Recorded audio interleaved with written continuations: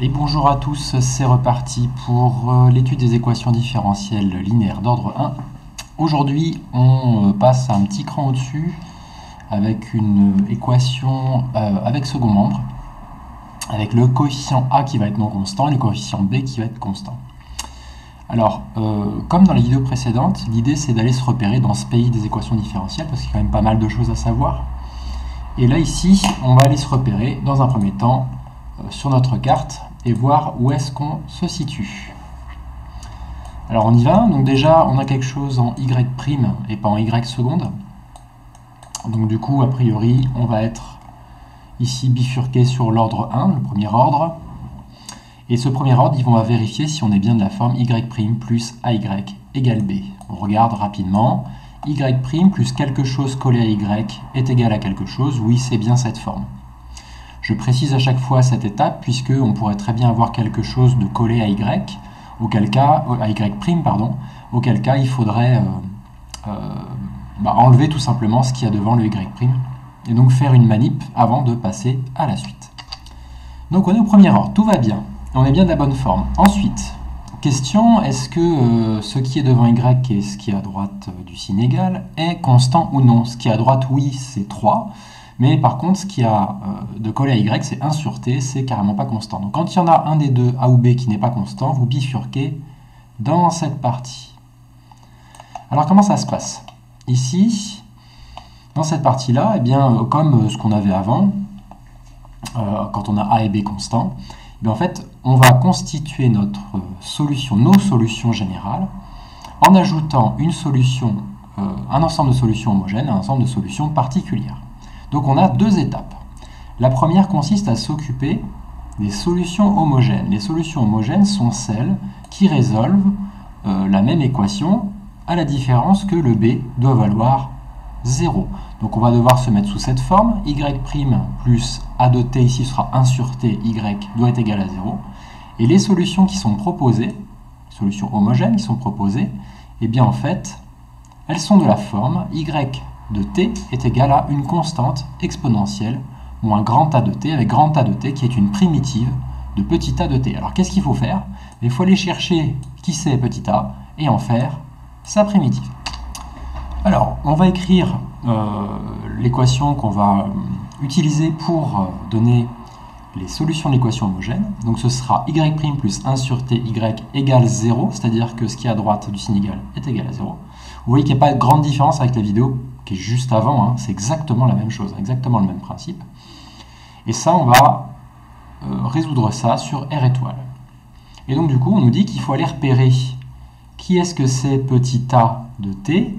Alors qui est-ce qui joue ce rôle ici? C'est ce qui est collé à y, donc c'est 1 sur t. Et il va nous falloir aller chercher une primitive grand A de t. Et la math primitive de 1 sur t, qu'est-ce qui en le dérivant donne 1 sur t? C'est ln de t. Du coup, qu'est-ce qu'on a comme solution? Eh bien, on va considérer donc les x sur R étoile, puisque on peut pas. Alors, c'est pas x la variable au passage, c'est. Voilà, ici, j'ai pas pris de variable x comme la vidéo précédente, mais une variable t. Eh bien, c'est yh de t est égal à c exponentielle moins at.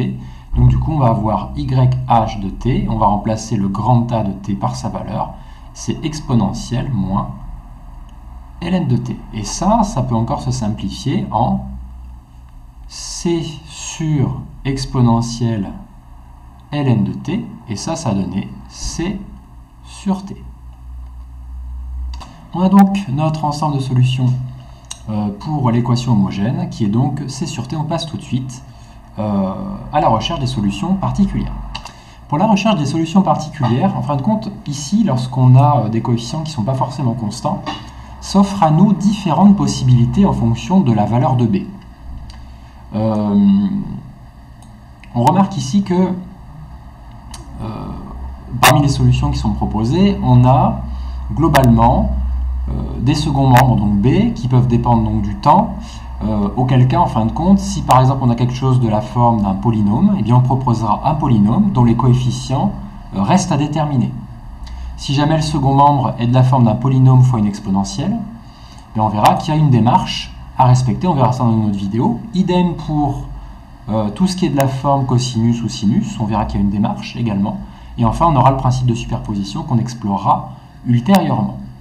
Ici, je voudrais vous introduire une méthode qui s'appelle la méthode de la variation de la constante. Ce n'est pas une obligation d'utiliser ça ici, mais ça permet tout simplement de l'introduire sur un cas relativement simple. Pour utiliser la méthode de la variation de la constante, on va rechercher des solutions YP qui vont être de cette forme-là. YP de t est égal à Ct exponentielle moins grande à t. Et regardez, finalement, quand on regarde les solutions homogènes, ça ressemble quand même énormément. À la différence que, cette fois-ci, eh bien, on va avoir un C qui n'est plus une constante, mais qui va être une fonction à déterminer.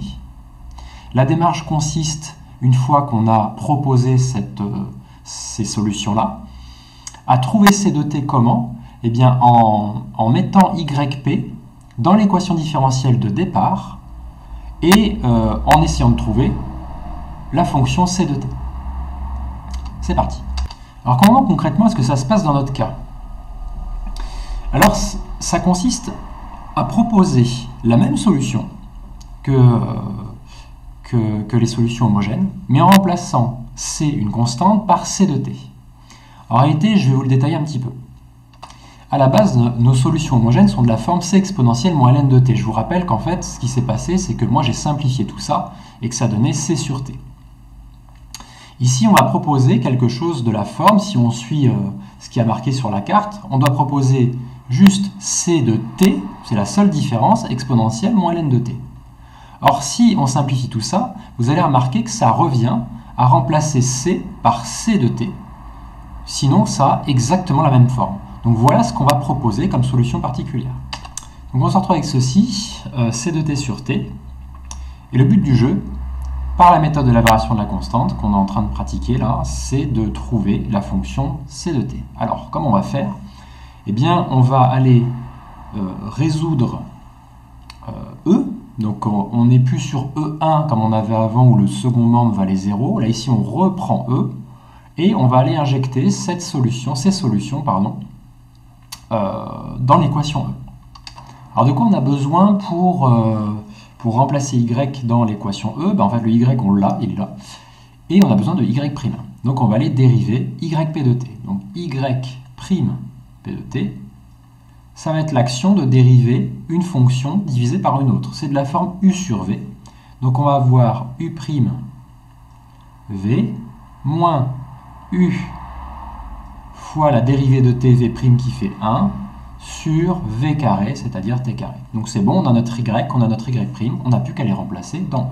Donc qu'est-ce que ça veut dire que y est solution de E? Alors yp pour le coup là est solution de E sur R étoile, mais ça veut dire qu'on va aller remplacer ce qu'on a trouvé dans l'équation E. Donc on remplace déjà y', comme ceci. Ensuite on va faire plus 1 sur t fois y, qui est ici, c'est t sur t, et le tout doit être égal à 3, si on satisfait E. Alors, on va simplifier tout ce bazar. Déjà, on va redonner le dénominateur t carré au membre c't fois t, donc c't fois t, on va avoir le t qui va se simplifier avec le t carré juste en dessous, ça donnera c't sur t. Ensuite, moins ct sur t carré, plus 1 fois ct, t fois t carré, ça nous donnera c sur t carré. On écrit ça? Voilà, comme ceci. Une indication sur le fait que vous êtes plutôt bien parti dans la méthode de la variation de la constante, ça va être de s'apercevoir qu'on a des membres qui s'annulent.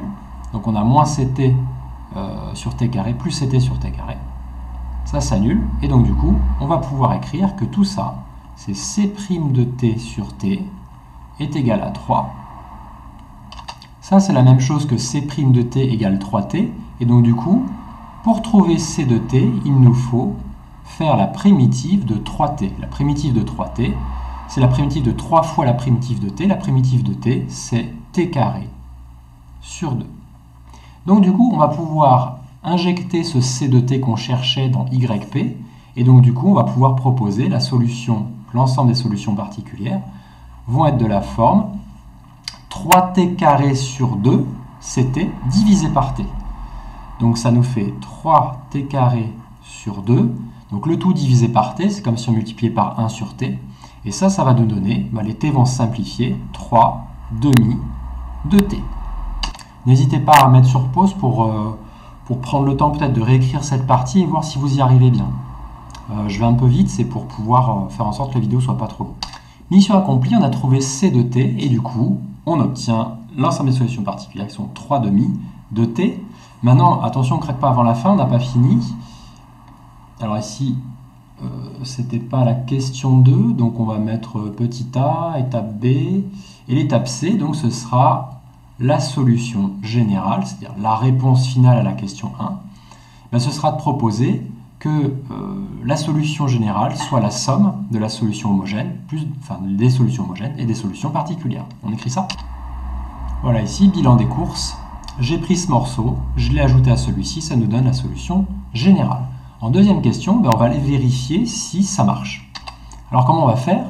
En fait, on va aller injecter y dans l'équation E et on va vérifier si le résultat donne 3. Alors ici, on a besoin de y' également, donc on va aller dériver y de t ici. Donc pour dériver y de t, donc y' de t, ça va être la dérivée de c sur t, donc c'est c fois 1 sur t qui va renvoyer moins c sur t carré. Et la dérivée de 3 demi de t, c'est 3 demi. On a notre y, on a notre y', on va injecter ça dans le membre de gauche. Alors vous voyez ce que j'ai fait ici, j'ai pris donc y', c'est tout ce morceau-là qui est ici, c'est ce qu'on a trouvé juste au-dessus, plus le plus qui est là, 1 sur t qui est ici, fois y c'est c sur t plus 3 demi de t, que j'ai mis ici. Alors qu'est-ce qu'on peut faire? On peut développer ceci et voir ce qui se passe. Alors j'ai laissé ces deux membres-là tels quels, ensuite j'ai développé 1 sur t avec c sur t qui me donne c sur t carré. 1 sur t fois 3 demi de t, les t se simplifient, il reste 3 demi. Alors qu'est-ce qui se passe? Moins c sur t carré plus c sur t carré se simplifie. 3 demi plus 3 demi, ça fait 6 demi qui nous donne 3. Donc y est bien, solution de E, ce qu'on a trouvé avant, est bien valide. Dernière petite étape pour la route, on a un ensemble de solutions qui satisfont l'équation E. Ici, on va en chercher une particulière avec comme condition initiale le fait que y de 1 doit être égal à 4. Qu'est-ce que ça signifie que y de 1 doit être égal à 4? Eh bien, on prend notre solution ici, on va remplacer t par 1 dans le membre de gauche. Donc on y va, ça va faire c sur 1, c, plus 3 demi fois 1, 3 demi. Là, je viens d'écrire y de 1. Et tout ceci est censé être égal à 4. Qu'est-ce que ça signifie? Ça signifie que notre C, ça doit être égal à 4 moins 3 demi. 4 fois 2, 8, moins 3 demi, ça nous fait 5 demi. Donc on va pouvoir proposer comme solution, comme unique solution à l'équation y de 1 égale 4, qui satisfait y de 1 égale 4, pardon, eh bien, on va remplacer C par 5 demi. Donc, on peut proposer y de t est égal à 5 demi sur t, c'est-à-dire 5 sur 2t, plus 3 demi de t. Et c'est fini. Je vous recommande de regarder tout ça à tête reposée, d'essayer de le refaire par vous-même, mais repasser la vidéo, mettez sur pause, mais surtout essayez de le refaire. Ça demande quand même un petit peu d'entraînement. Et surtout, je fais ces 3 étapes parce que c'est des choses qui reviennent assez régulièrement. Et ça vous permet de voir justement comment est-ce qu'on l'applique directement. À bientôt pour la prochaine étape.